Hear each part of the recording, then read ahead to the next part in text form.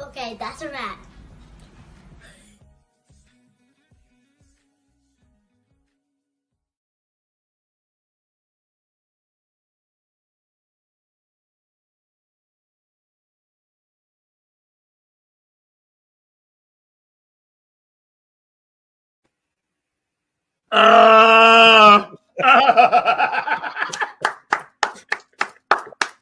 Thank you, sir. Kevin Harrington, yo.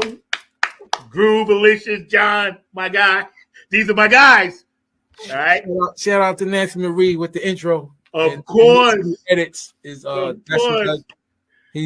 Fernando does all the visual. Yep. She's gonna do all my stuff. I haven't done any videos at Nancy. That's why I'm waiting to get the budget right. You're gonna do my stuff, trust me. Yeah. Yo, man, what was the inspiration for that? Sometimes it just depends on what hits me, because that's the use of experiment, because I'm liable to do anything. So because of our era, we exposed to all kinds of music. I actually have done a country song. Right. It's on the funkier side, but still, it's the country. But yeah. So it depends. Like the next release that I got coming out, I got a single coming out on the 25th. It's basically dedicated memory of my sister. Okay. Because she's the one that took me to my first concert. And yeah. So it depends. Like I mean, the crazy thing is, like you said, is Groovelicious playing on there, and listen to how smooth he is, but then listen to us on Nappy Head stuff, So and United We Stand. Right. That's Andy, but then he did Funkin' on the Egg, the new thing I did. Right. So that's the thing, because even John's project is the same thing.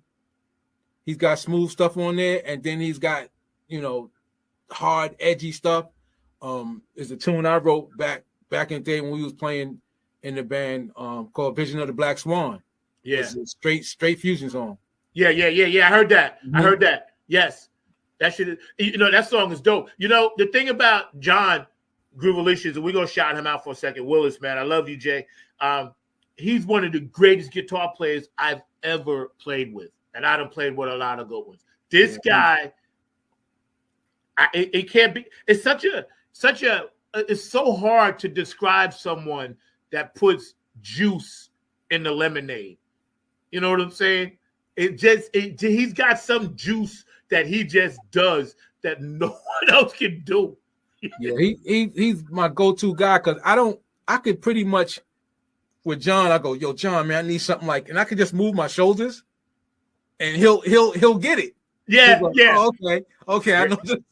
yeah. And he'll get it, man. Yeah. So he's always like the guy. And again, because of he could play basically any genre. Yeah. Like John's the guitar player on basically on all my stuff. Yeah. Right. See, and this is why, I'm using some guys here for some things, but when my guy down here, Mo, I said, I'm sending this up.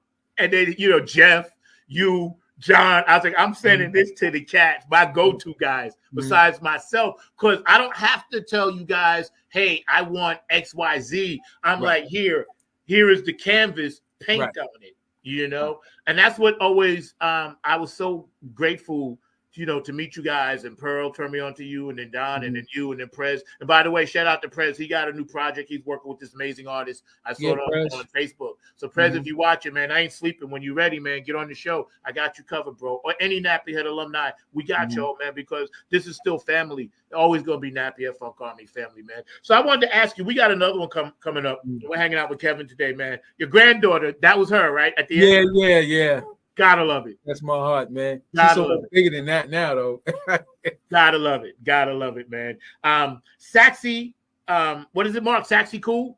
Funky Saxy Cool. Funky Saxy Cool. We're gonna run that. Okay, Funky Saxy Cool.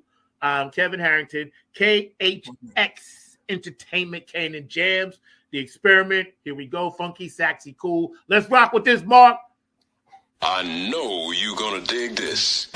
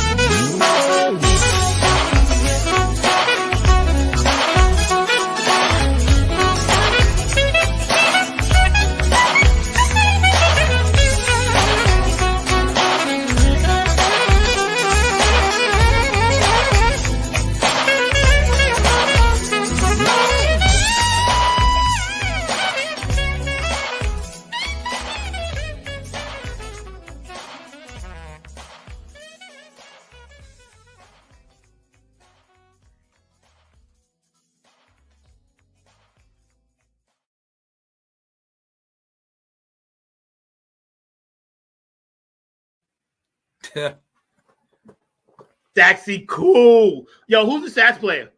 That's Roy Richardson Jr. He's out of Trenton. Okay. Me and him used to tour together, so he's my go-to when it comes to that. Okay. Yeah, I told him to basically shoot black-owned businesses in Trenton. Okay. And his wife actually shot the footage because I was like, look, y'all go and shoot and send it to me. And again, New City Edits went and did something with it. Yeah. Like you said, man, it's you can't always. There's not always the budget. There's not always. I was like, so y'all just go out and shoot the hot spots, shoot, black-owned businesses, and so we could show them some love, and this is how it came out. Like first of all, kudos to you for doing what you do, and shout out to all the peeps that work with you, because Dancy, of course, and all these other brothers and sisters, because see, this is why God is so good. And this is not pushing God on anybody. I don't care if y'all believe or not. I know what I believe, right? This is why God is so good, because here we are, and we're going to get into this in a minute, the gatekeepers, and we still producing quality stuff no matter what. And to be able to chat about it, turn people onto it, spread peace and love through our music, which is what the ultimate light wants us to do, is a blessing unto itself. And sometimes I myself fall short of that. And when I do these kind of shows, it always reminds me of what my purpose and my goal is. So I thank you for that, and everybody that you shoot in your videos, because it gives me inspiration. Because there's so many times when the devil will try to creep in and lie to me and tell me, oh, stop. Oh, don't do it. It's not worth it. Yeah. Oh, you wasted your time. Oh, yeah. The enemy's going to always get in your head. Exactly. Always. And Jeff was on the show a month ago, and we talked about it. He said the same thing you said about success. He said measured success comes from within. He said, so you can't never measure someone's success, because whatever they're doing is successful.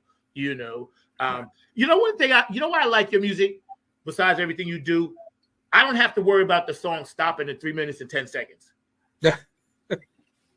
I got up, I walked around, I'm listening now, but I was able to get shit done right now, live on the show. I was backstage just doing shit, getting stuff done while I'm jamming. See, that's the quality, the food. That's what we need. Yeah. How come you think the industry won't allow the artists today to feed us? Well, I mean, because again, here comes the business part of that, right? So there's radio edits. There's video. That video is usually going to be your length, right? But again, it's about the money, advertising dollars and stuff's on radio. So they want to play usually as much as they can, or whoever paying them. The payola part is real. It's always been there. So at most they're going, okay, nothing over 309, 310. Certain places might be even a little shorter, because they want to cram however many they can into a show. So on the business side, I get that. That's why there's so many different edits. What most, the public doesn't understand, when you do a track, most of the time, there's a bunch of different edits for that. There may be the explicit lyric edit. Yeah. Then there's the radio version. Then there's instrumental. Then there's depending on artists, like a lot of time with jazz artists, there's an import version. Yeah. You may hear something overseas and go, hey, wait a minute, I never heard that version of the tune. Because they made it for that. Like, okay, in Europe, they got a different standard. Yeah. You get this played over there, but they ain't gonna play us in the States. Complain about it's too long and stuff like that. Exactly. So yeah, I mean, that's how it is. But like you said, being fed, the system doesn't want any smart sheep, so I just leave it at that. That's right. That's right. Anything that's trying to educate is attacked. Yeah. We have this genre now, and it's like, I don't want to say neo soul jazz kind of thing, but it's kind of like that. and you know, a lot of the artists, these younger soul artists that are jazz cats, they're actually doing this style of music now, right? Mm-hmm. And it's got its own Spotify, the soul thing or whatever. What do you think about this style that these guys and girls are sliding into, that's a cross between the bebop hip hop and some of the jazz chords that they may have heard Stevie Wonder do, or, you know, somebody in that era? Because I'm starting to hear this trend, underground trend. I got nothing against evolution, man. It needs to grow. It needs to evolve. So if somebody now hears that, because again, that's what fusion was. Yeah. You know, but now they're just fusing something different into that. And I think a lot of it has to do with, so let's take Donald Blackman, you know, rest in peace, Donald. Yes. Donald came out to church. But Donald was a jazz head and a funk head. Yeah. And it showed in his writing and his playing. Yes. Because when he was solo, that was straight bebop. Yeah. Yeah. Even when you listen to him playing and stuff, that's some bebop, to where keyboard players is like, you got to be kidding me. I'm not expecting to hear that kind of solo over this funk groove. So there goes the different backgrounds. Yeah. So the kids today, you know, they come up in hip hop because, you know, I laugh about that all the time. I go, yeah, but so did we. You know what I'm saying? Is that so did we? When they go, we came up, I go, but so did we, because we was there when it started. That's right. Exactly. You know, exactly. So we've heard the evolvement from the beginning. Yep, that's right. So, you know, I get it where they go, okay, I want to throw a hip hop beat over this. I'm like, yeah, okay, yeah. I get it. Yeah. You know, but again, like they were saying, like I know Chuck D was talking about that. Why did they use certain type of beats? Like he likes the energy of rock music. Yeah, that's right. You know, because again, for them, this is like, yeah, well, this is what we had, because this is some of this stuff is pre-drum machine. Yeah, exactly. So they had to go by what samples they could get. That's right. So if you wasn't sampling James Brown, then who was you sampling? Yeah. So some of them started taking, like you said, the bottom they started getting from the rock stuff because of the energy. Yeah. And so yeah, I think it's, you know, Robert Glasper and what they're doing. The whole neo soul stuff is using jazz chords. Yeah. You know, which I always loved. What's the rap group that I always me and my brother were just talking about the other day? Guru. He passed on. Yeah. But his father was a known jazz cat. Yeah. So all their music was based in that. Yeah. With hip hop beats. That's right. I was listening to Michelle, and let me try to get this right. Ndege Ocello. Mm-hmm. Thank you, Christy. Right? Because you know my dyslexia, Kev. So I actually had her write it down for me. So I wouldn't screw it up. But I listened to her new stuff, and she took some of Bob Marley's stuff and played with it. And then she also did a version of Atomic Dog. You know what I'm saying? Yeah, bro. Right. She's one of my favorite superstars that's unknown and humble like you, superstar. I got to try to talk to this woman on my show. So if you know anybody that reaches out to her, please have her reach out to me. Because I want to ask her like I would ask you. I listen to what she does, and I'm like, how are you even thinking of this stuff? Yeah. She's a creative person. Because you remember even her own first album, you know. Oh, yeah.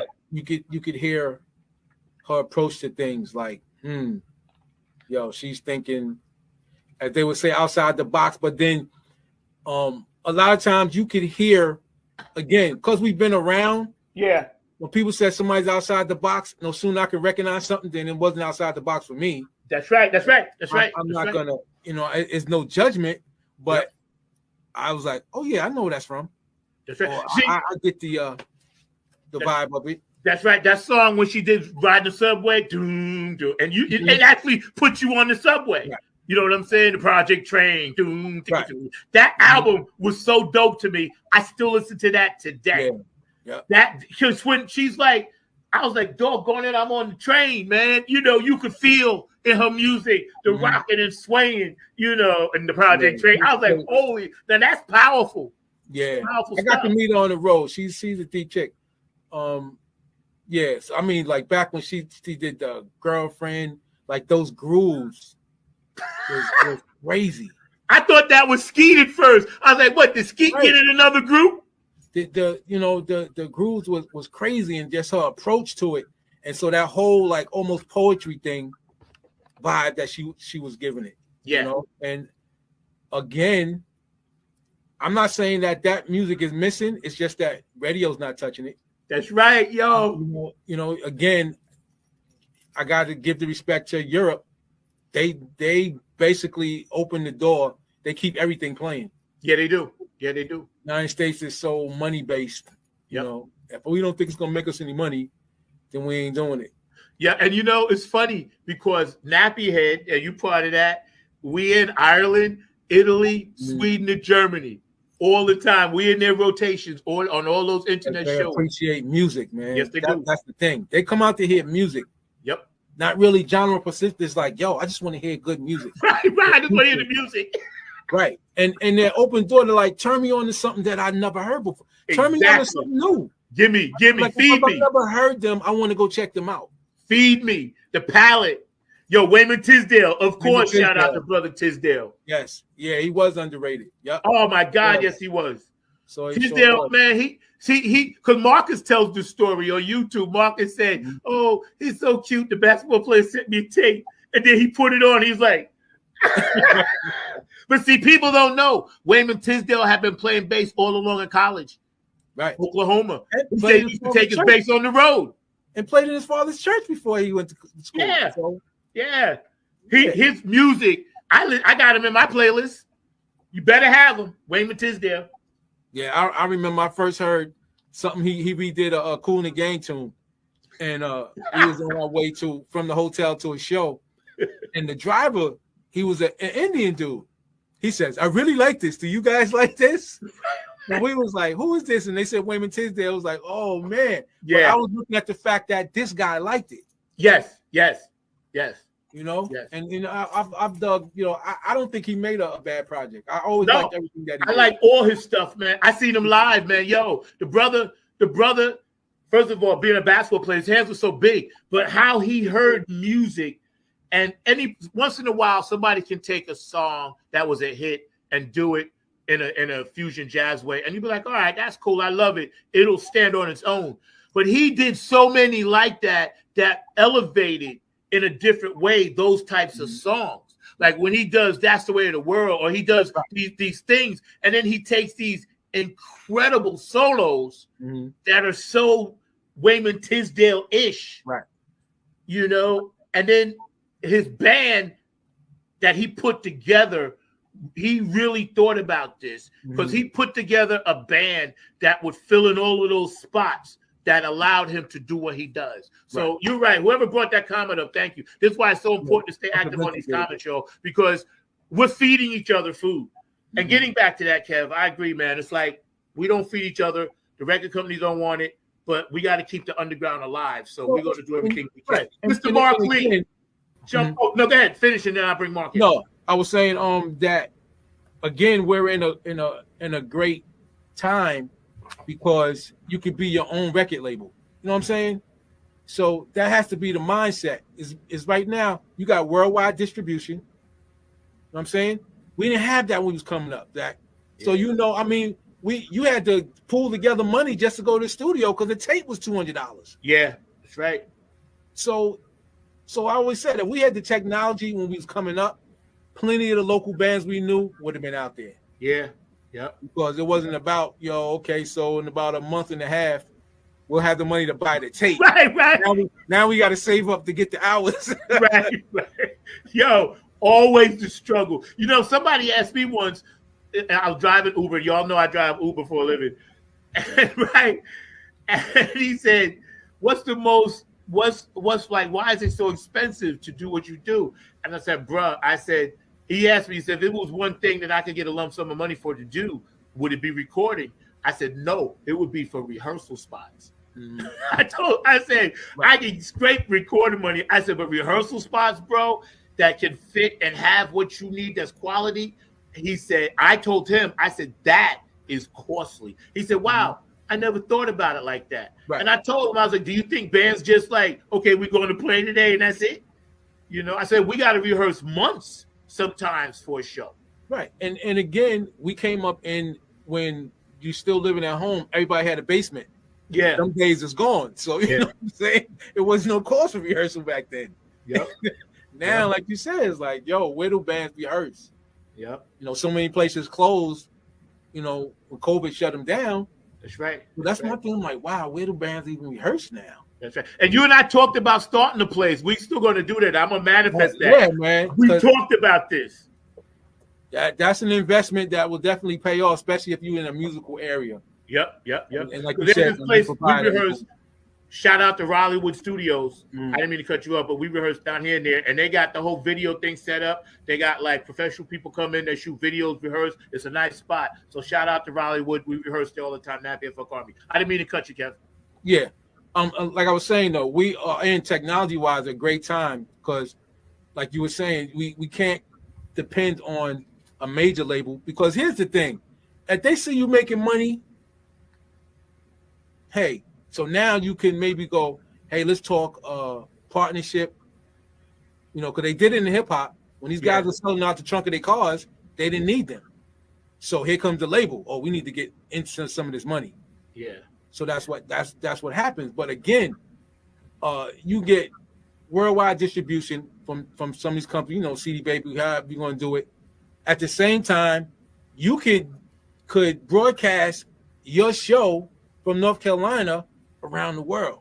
Yeah. Couldn't do that before. Yeah. So imagine the new, you know, the ears and the new people that now can get turned on to you just from a Facebook Live. Yeah. So this is definitely one of the greatest times because I told any musician, if you ever wanted to release your own thing, it's no better time than now. Yeah. You don't need a label. That's right. I mean, most people have equipment in their house. Yeah. You know, kids are doing stuff on Sony PlayStations. Yeah. With the music. They got apps for people doing them on their phones. So there's really no excuse not to be able to release something. That's right. You know, you got DistroKid for $20 a year. You can put out all the music you want. That's what I'm on. I'm on DistroKid. Shout out. Yeah. It can't be no easier. Now, the live thing is still an issue. Yes. Because this is where the money comes in. It costs some money to still put on a show. You know, and like you said, so just rehearsal alone. You know, that cats need to get paid. And so this is where if a budget needs to go to that and promotion. Yeah. If anything, at least your money should be spent recording, making the music. Yeah. Because the technology is just too easy now. That's right. You know, people got Pro Tools in your house. So why are you paying the studio $200 an hour? Yeah. For the same thing. That's right. That's right. And you know, they got $10,000 mics. Mm-hmm. Let me tell you, man, technology got stuff that's making that stuff sound the same. Yep. You know, I got all that stuff. Oh, okay, a mic modeler. Yep. Which mic you wanted to sound like? Yep, that's right. That's right. That's why my guy Mo, we work well down here together. People they hear the project, they like, wow, it's so big. I was like, yo, I tell the secret to some people, like, yo, it's just me and my dude. We just sitting in there doing stuff. Y'all doing it, man. Making deals. Shout out to your band, man. Yeah, thank you. Tell the drummer enjoy his groove, man. You know, I'll be checking y'all out, and the bass player. They play well together. Yeah, thank you. Your man that's in the studio with you, man, he doing it. Because I'll be listening to us, because you know I tear stuff apart. I know you do. That's why I send it. I'll be like, wow, man. I said, listen how the horns is up in there. And you know, and I always know what's you though. I was like, because you know the funk dude is in there. So I said, I'm so happy for you that you found that you found these cats, man. Yeah, he definitely found his niche.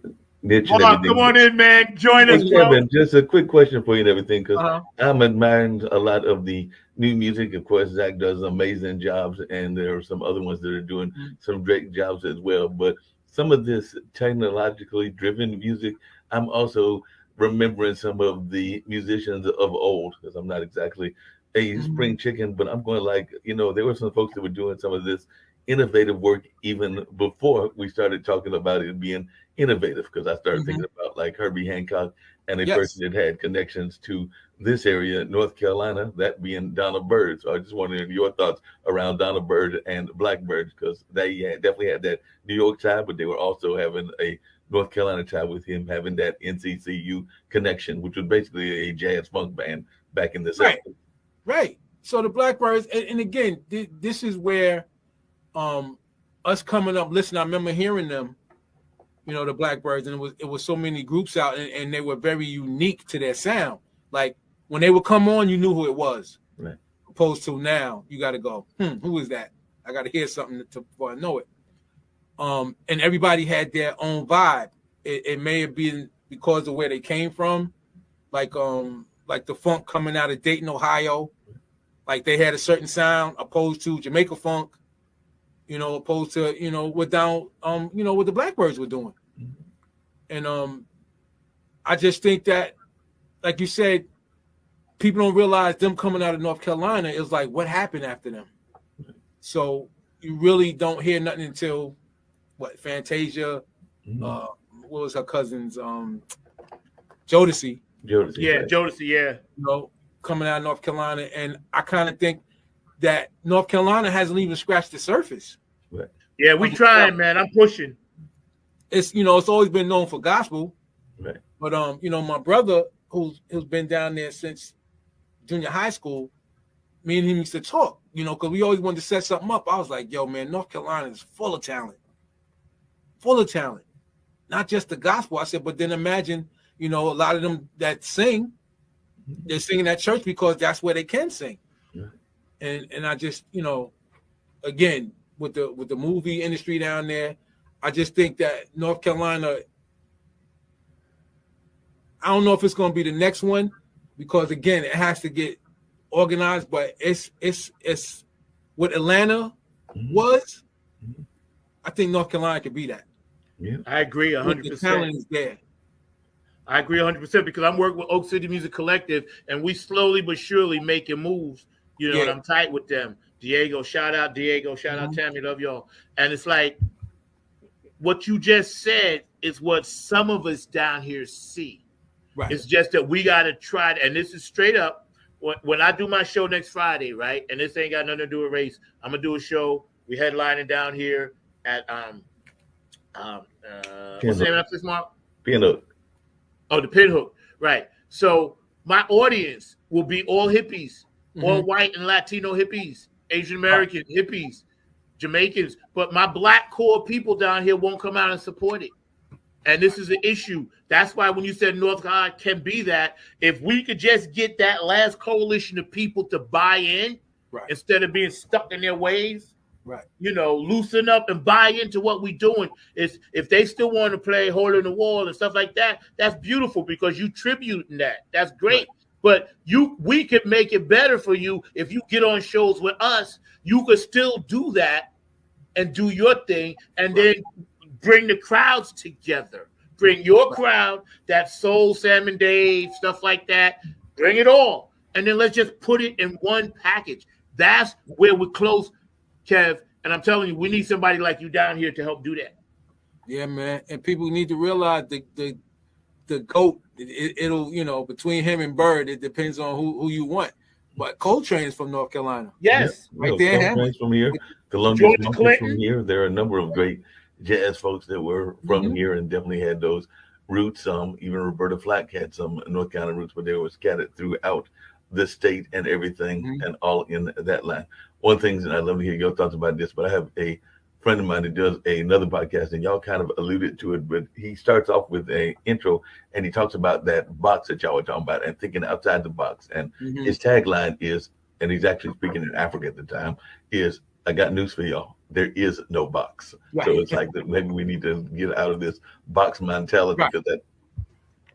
Right. Because you should be able to do, again, that's why I'm saying like the experiment. I should be able to do whatever music I want to. Right. Whatever I'm feeling. But again, like, Zach was saying, when you deal with a label, okay, because, my first project, Bass, Roads, and Groove, right? I had house, smooth jazz, and whatever I wanted on it.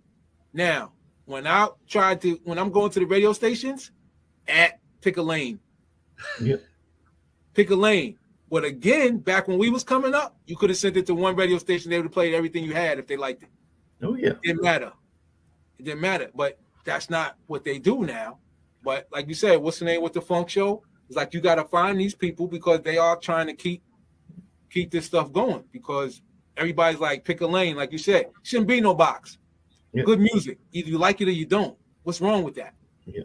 But part of the problem, and I don't know whether you and Zach have to think about it, is we've had conversations, me and Zach, but too much of the radio control is controlled by a limited amount of folks. There's some serious monopolies going on. I know they talk about monopolies and control, but when you talk about radio and the concert lane, particularly the professional concert lane, once you get past Live Nation and a couple of the other players, there are not as many players as there should be, in my mind. I just wanted y'all's thoughts around that because we got to find some way to break those boxes up or kind of like break those monopolies, because right now the music industry, and I would argue the commercial radio industry, is too monopolized. Yeah, and it didn't happen overnight. I can remember when people were telling me about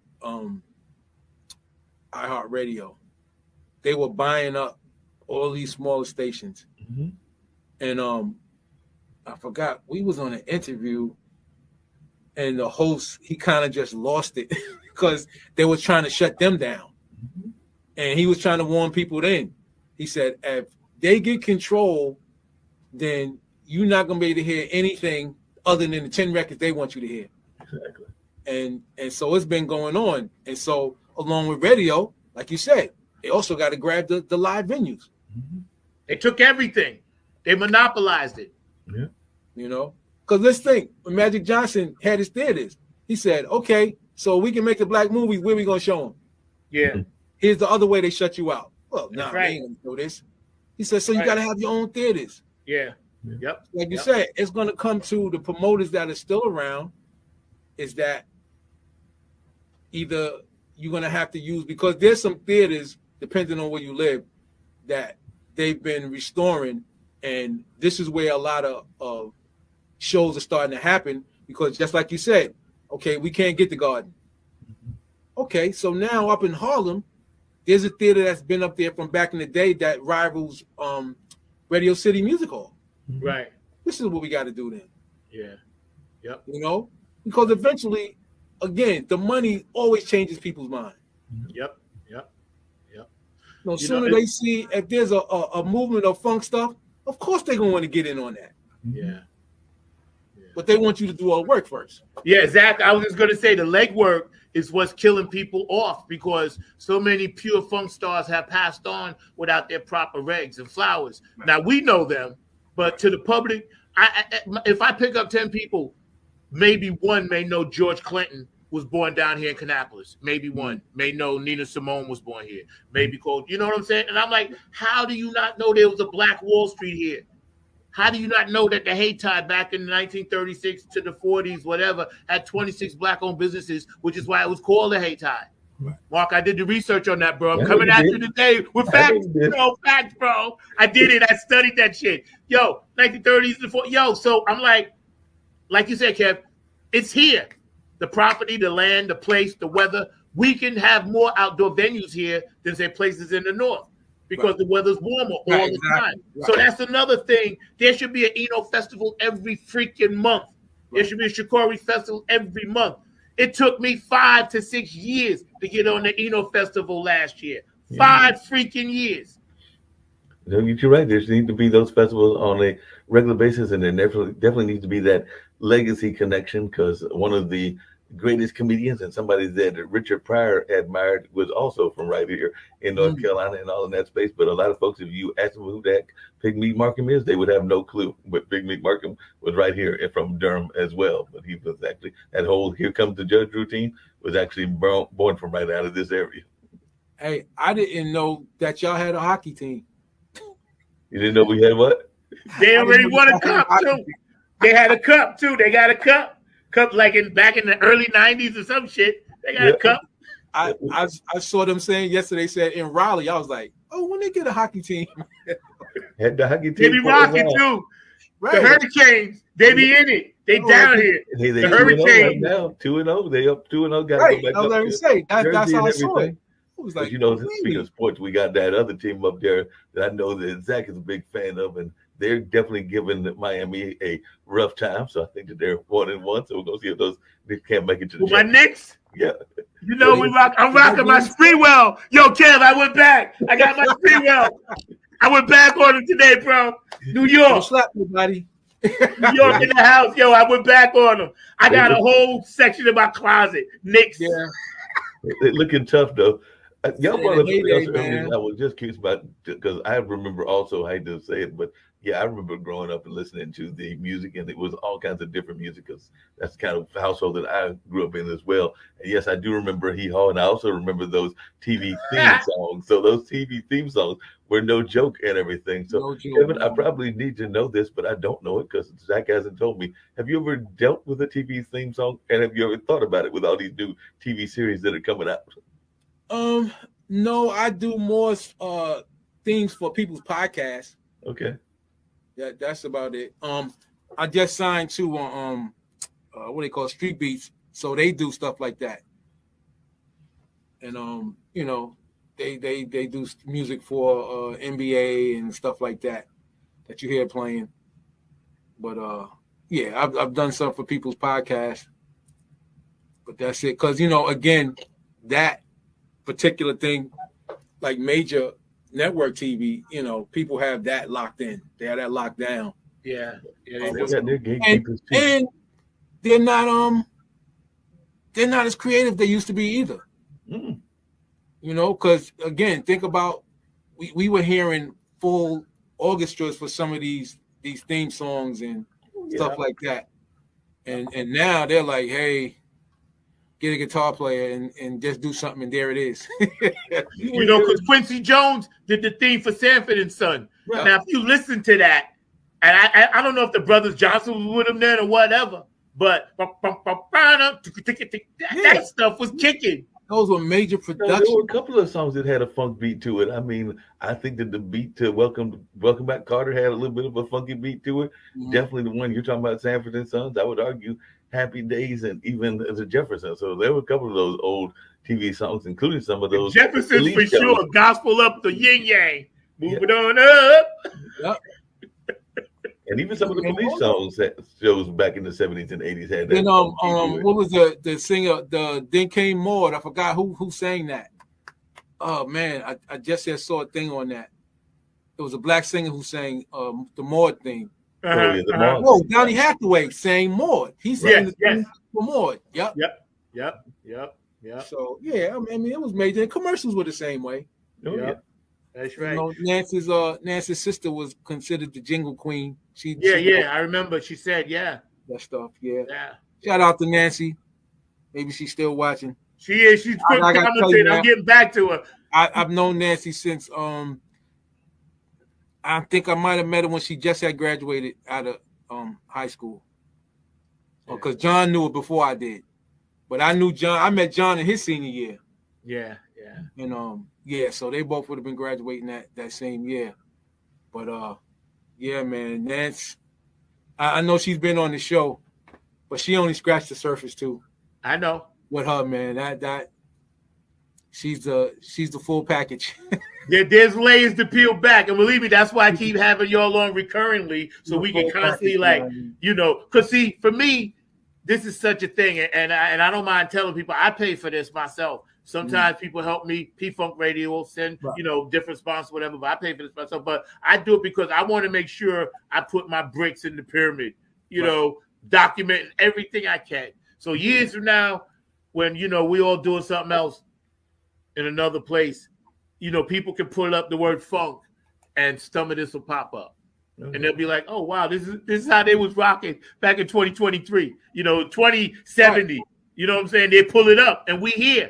Exactly. Hey, we always talked about the fact that you can't complain if you not contributed to anything. Amen. You know what I'm saying? So it's like, oh man, this music out here, man, ain't playing nothing. Then you can just either go. So where's yours? Yep. Give me an option. Where's yours at? Yep. That's what I tell anybody. I say, I ain't gonna complain. I'm gonna put my own stuff out. Yeah. I can't keep complaining. Oh, they keep doing the same stuff.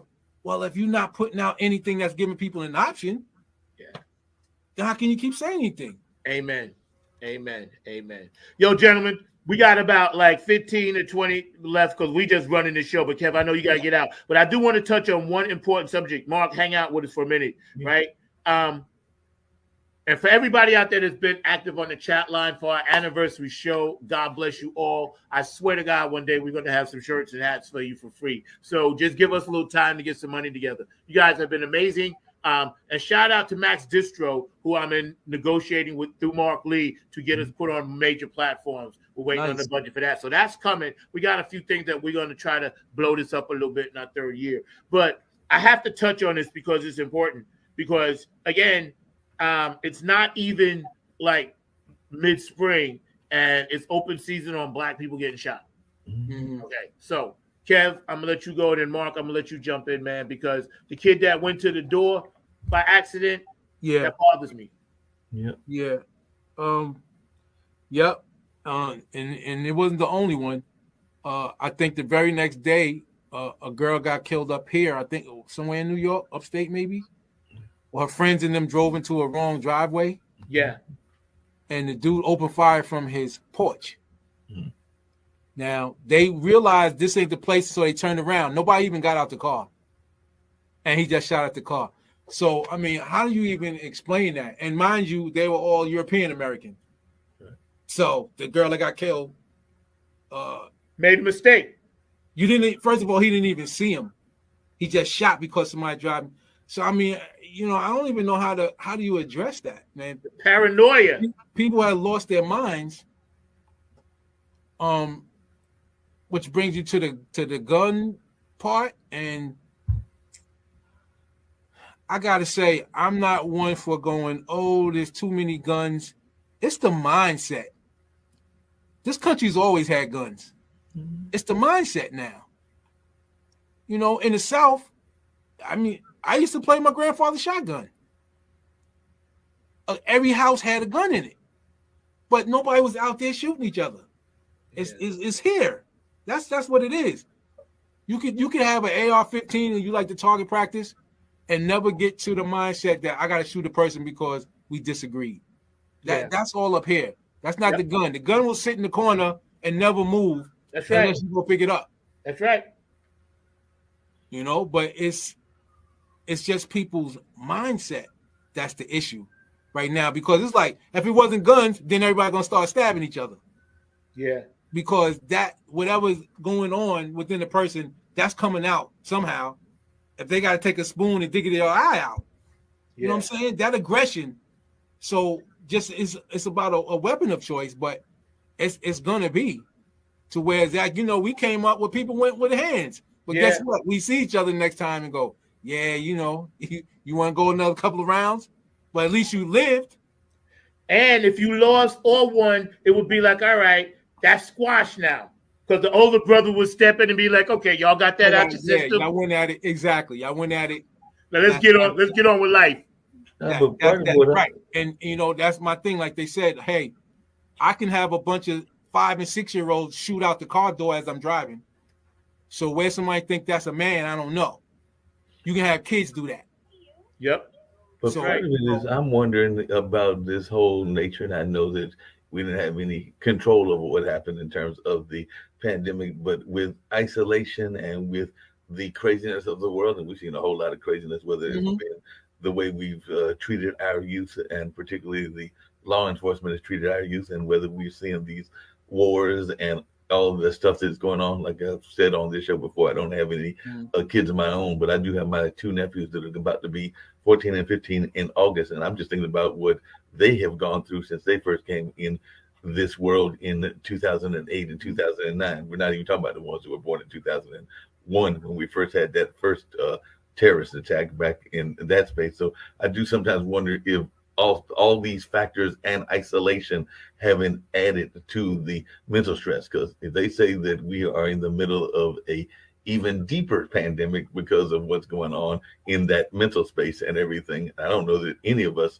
were given any sort of tools to deal with it, and I think a lot of us are trying to figure out how to work around that and everything. So I think that has a lot to do with it, that people don't know how to articulate what they're feeling. Like you said, there's a lot of when people hear the word mental illness, people like to go, "Oh, to somebody that's crazy." And if I got a cold, I'm ill.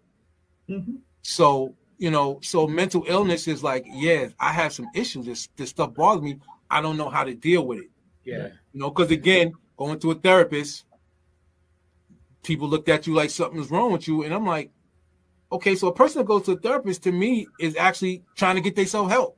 That's right. That's right. It shouldn't be looked down like, oh, you go to a therapist, you must be crazy. Yeah. Well, I'm trying not to be.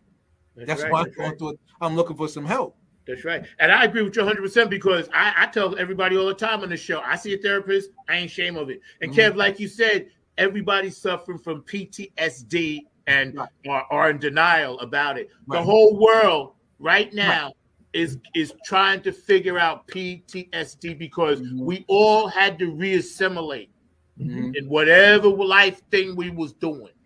That was hard as you know what. Right. Yeah, and people deal with situations in different ways. Like they said, domestic violence, of course, went up. Mm-hmm. Yep. Yeah, because it was already happening, but now you really can't go nowhere. Yeah. So the person that's doing the violence, they lock down. Yeah. And it's that. And so like you was going back to the shooting starting.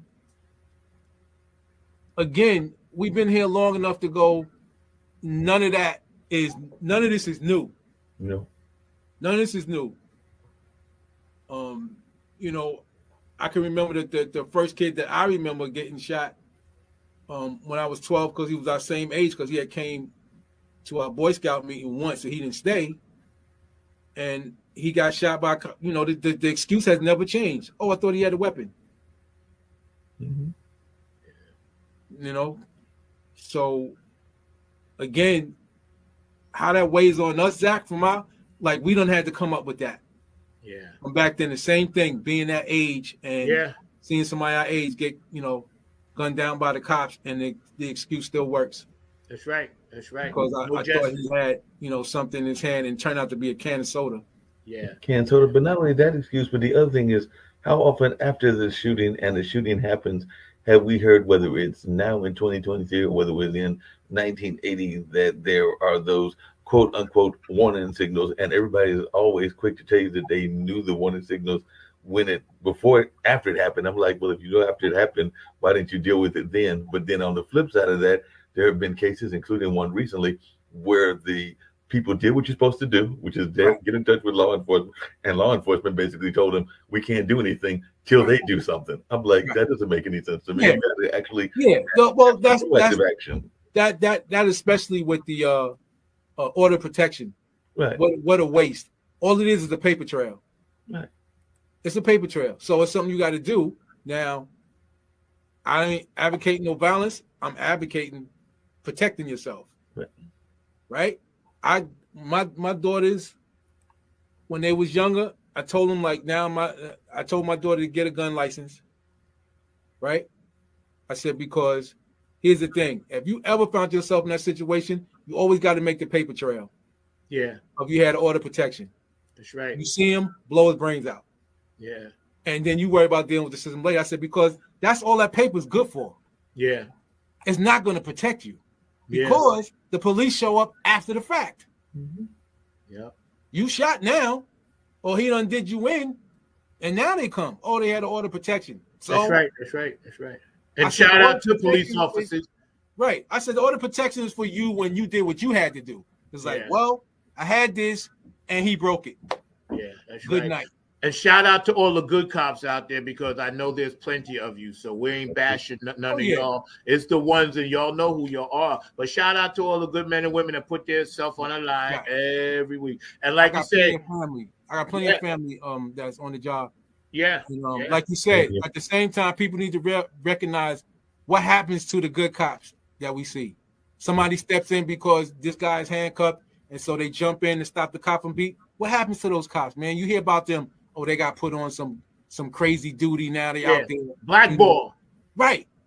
I said, so people need to recognize that. That's why some of them cops don't do nothing, because they know it's going to happen. That just shows you the system is corrupt. That's right. From the head. From the top. The sergeant is corrupt, if you get in trouble for doing what you're supposed to do. That's right. The lady got fired and she sued the black lady. She said, yeah, man. She said, I knew this shit was wrong. You know what I'm saying? I couldn't do it. And she won her case, and she's an activist because now y'all dealing with an activist who was in the system. Yep. I know just how y'all operate. That's right. That's right. And all I did was what I was supposed to be doing. That's and, right. And it's always happened. That's right. I mean, let's go back to what's the movie French Connection? Yeah. What'd he do? Yep. He got that money. He's supposed to turn it in. Do you know they looked at him like something was wrong? Like, yo, we can't trust you. You turned in the money. Yep. Yep. I was like, anybody see the sick mindset of corruption that you not Serpico. Yeah, Serpico. Because he did his job? Yeah. Yep. Speaking of Serpico, Zach, and I know we're getting ready to wind down, but this has been a great show y'all have, and I was listening just about the whole time, and everything did have to run a couple of quick errands, but within the building. But there's another issue that I was dealing with before the show started, and I know we ain't got time to deal with it in its entirety, but I am still shocked at the fact that we're dealing with homelessness, because there was actually a gentleman that came by and was actually telling me about his situation, and they definitely gave a great sob story. Some people thought that it was a person that was still dealing with other drug issues as well. But the fact that we live in this society and there is a veteran, because that's what he claimed he was, so I'm gonna take him at his word, that is dealing with homelessness, it doesn't make any sense to me whatsoever. But I don't know whether y'all got any thoughts around this, because I'm going like, we live in the greatest country in the world and we got folks that are homeless here and everything, and I just don't get it. Yeah, again, that's when we say the term greatest country in the world, I don't see how we can be exactly when that's happening. Like, where are you a leader in showing the rest of the world and you got the same issues and don't have to have them? Yep. You'd spend, like we say in any city, they'll spend easily $1 million for some type of celebration. Mm-hmm. And let's move the homeless people out the way so nobody won't see them. The mindset to that is sick. Yeah. It's sick. They the Prince whatever King getting installed. I'm like, people's like, what do I want to see that for? They got homeless people there too. Yeah. Yet they will spend all that money for a show instead of just like, okay, now you're the king. Let's get on with it. Yeah. They ain't got to be to that magnitude, because you could be putting them dollars somewhere else. That's right. And it's the same way in any city, man. Yep. Every city has that, and yet you're getting more people with, tent cities. Well, y'all can't be here, so where can we go? The city owns plenty of buildings, especially when we lived in New York. We know that for a fact. That's right. Hey, y'all own these buildings. All y'all do is fix them up, and y'all can get rid of this homeless problem. Yep. Not just the cities, the colleges. Me and Zach live not that far from a major university, and there are major universities all over the place, and half of those universities, those buildings are, if not empty, at least half empty, because they never went back into the classroom. So if they're just half empty, they seem to me they could be used for hotels or places to keep those homeless. But that's just logical to me. I'm a big advocate, Mark, for the homeless, because I know what that's like to sleep in my car, because I've done it. And it's like when a person tries very, very hard, and I had 3 jobs at the time, but when a person tries very, very hard to overcome something, all they're asking for is the opportunity. The opportunity is not necessarily saying, "Oh, give me a handout." The opportunity is like, listen, I can put tax dollars back in the system if you allow me to. And every place, like you said, Kev, every state in this country, the homelessness is through the roof because they raising rents, gentrifying people out, and pretty soon it's going to be like that movie, The Hunger Games. I keep telling people the way that the Illuminati cabal work, they tell us stuff 10 to 15 years in advance, and then it be happening. I'm telling y'all, lock down, because I'm telling you it's going to be like that, because we are at that point now. Right. And on top of that, and nothing against helping people from other countries. When you supposedly the richest, you should be doing that. But the slap in the face is you're going to find out people from Ukraine can come into the country and sign up. And this is what I seen on the news. They can sign up for Social Security. Like, I don't even understand how that's possible, because Social Security comes out of people's money when they work. The government had nothing to do with that. That's not a budget. That's our money. They're taking that from you. That's our money. Somebody have access to that. I said, wait a minute. So you can come over and just do that, and yet you'll run somebody through the ringer who needs help now. That's here, that's paid into this country, been paying, now they lost their job, but you paid into the system. And this is what you allow, and then you wonder why people go on shooting sprees. Like you say, then people just snap. It's like, are you kidding me? Exactly. Right. It totally snap. But not only that, Kevin, but we give all that billions, if not billions of dollars to the folks over there in the Ukraine. Guess what? There's a war in Somalia. There's a war in a number of other places. Right. How much are we giving them, and how are we giving it just to one country and giving it disproportionately to them when there are people that need that aid, whether it's because of war or famine or a number of other things that are in the black and brown parts of the world and all in that space. And there's a war right here in this country. Right. Amen. Every city talking about how do we stop everybody from killing each other? Well, we don't have a budget. Well, stop sending billions of dollars out right now and go, we got to take care of home and hope we can get back to y'all. And y'all check this out, right? We hanging out with Kev, of course, Kevin Harrington, Cage Entertainment, Canadian Jams, Mark Lee, producer. 30th anniversary show to kick off this month is amazing. But I got to add this. You and I know this because we're all old enough to remember. And this is how government works. And they're going to kill me for this. I don't really care because I'm saying it. I liked it better when the mob ran the country. It was much better. And I'm going to tell you why. The mob made sure the working class people got taken care of through unions, dental, health, death benefits, bereavement or kid paternity, whatever, glasses, all of that for free. You paid your union dues. Yeah, you had to pay a little bit. I had 3 different choices of healthcare to pick from, all top shelf. Tia Bush, Powell Insurance, and Aflac and stuff when you got hurt. The mob ran the country in such a way, yeah, they did this business, and they did it in a business way, but they didn't allow the working class people to suffer because they knew they needed the working class people, the mom and pops. The government, like you said, Kev, always waits till the model gets completely fixed, 99%, then they go and take it. So what the government did is, you know what? This mob thing, man, they got it pretty good. They got it going on. They got everything working smoothly. Everything's getting where it got to be. No shortages of nothing. You ain't bringing in crates of guns. The neighborhoods were safe because you knew whoever ran that neighborhood was not going to allow any craziness to a point. Now the government says, let's just take that model and we're going to take that last 2% from the working class people. Screw them. You know what I'm saying? Screw them. Yeah, got rid of all the unions. And that's where this country was down. That was the downfall. Pretty much is like we're going to take from you and we're not going to let you eat either. That's right. Right. That's the difference. Like you said, everybody knew the mob was taking off the top. Mm-hmm. Everybody knew that's what was going on. But you was eating. Yeah. You was eating. And now it's like, yeah, we just going to take it and you ain't eating either.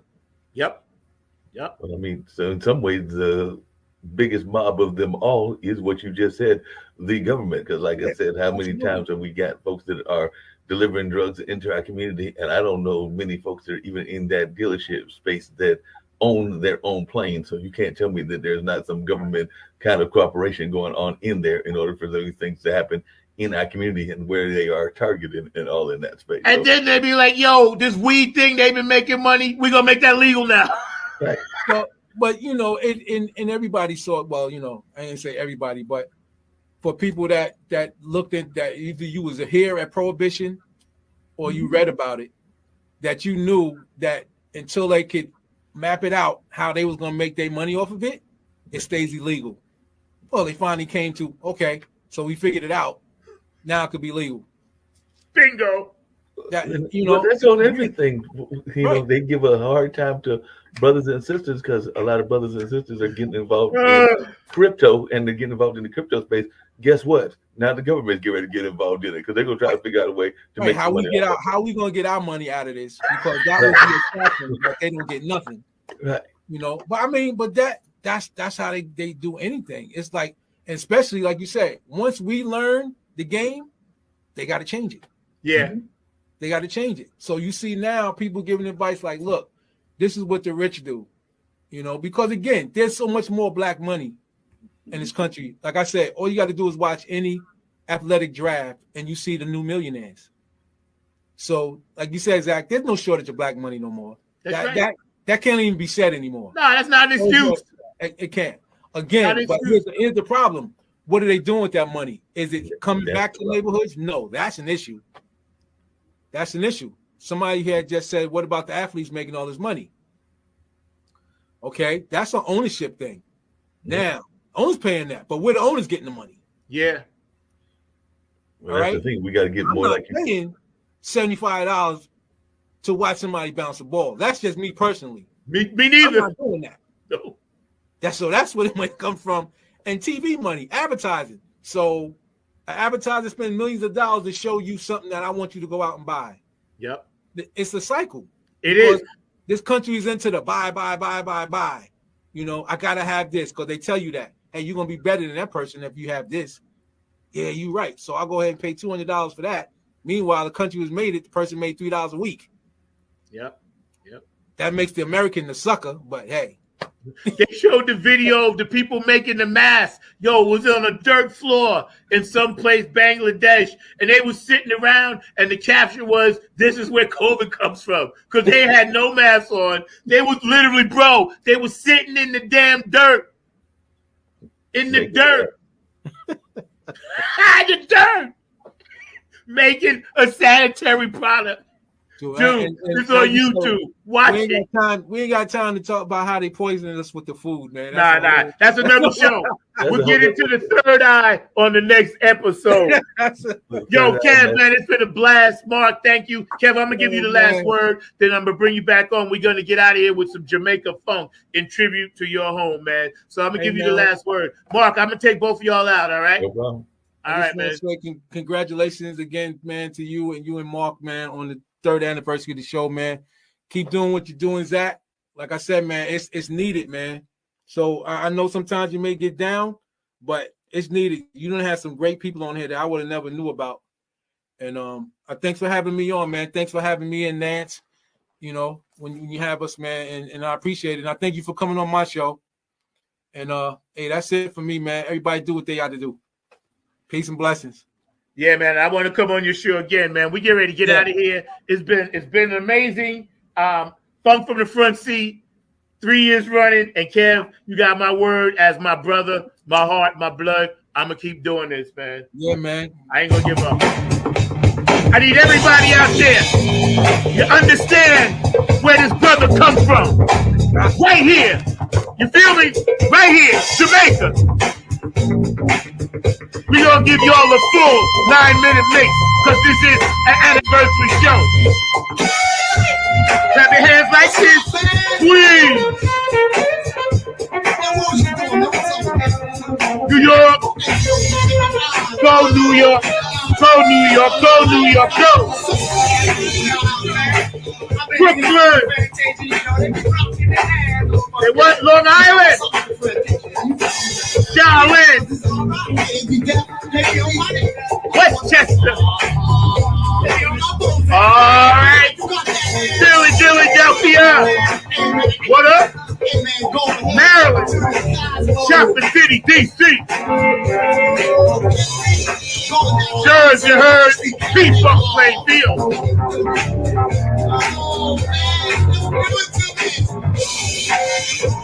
Virginia, where you at? Let me put on my sunglasses so I can see what they ain't looking at. North and South Carolina. Oh, Georgia, Florida. New Orleans. Tom Brown, we love you, man. Kevin Harrington, my man. Kaden Jam. KHX Entertainment today. And all of y'all out there, thank you for the shout out. I love you all. California,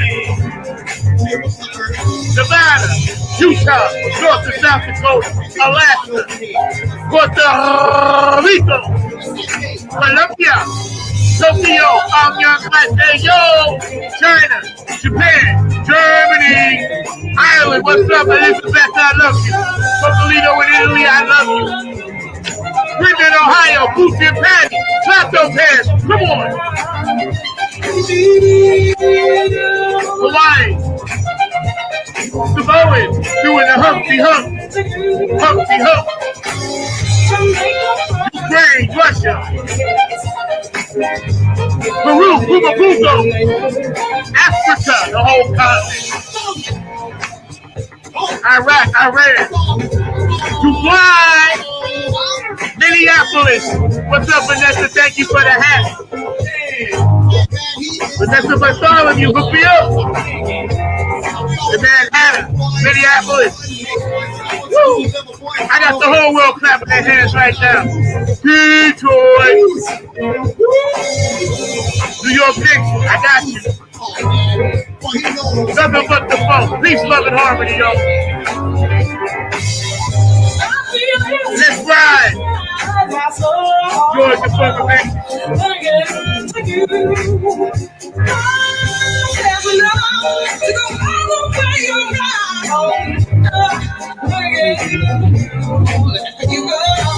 shout out to my man Funky Drill San Diego. I love you, bro. Tony Cam, what up, Jackie? I love you, Linda. Sorry for your loss, Linda Shiner.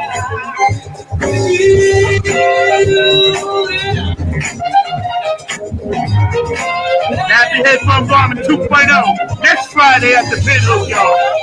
Yeah. God is good. Stay home.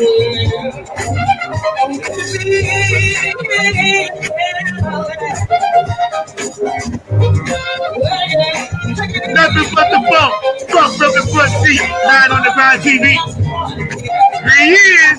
Alright? Woo! I love you, CB.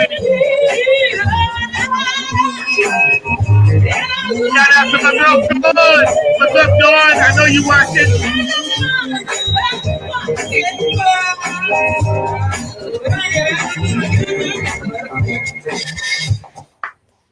Y'all have a good night. Stop waiting in line. There's just nothing but a party. Funk from the front seat. 9 on the Grind TV. Our special guest today was Mr. Kevin Harrington.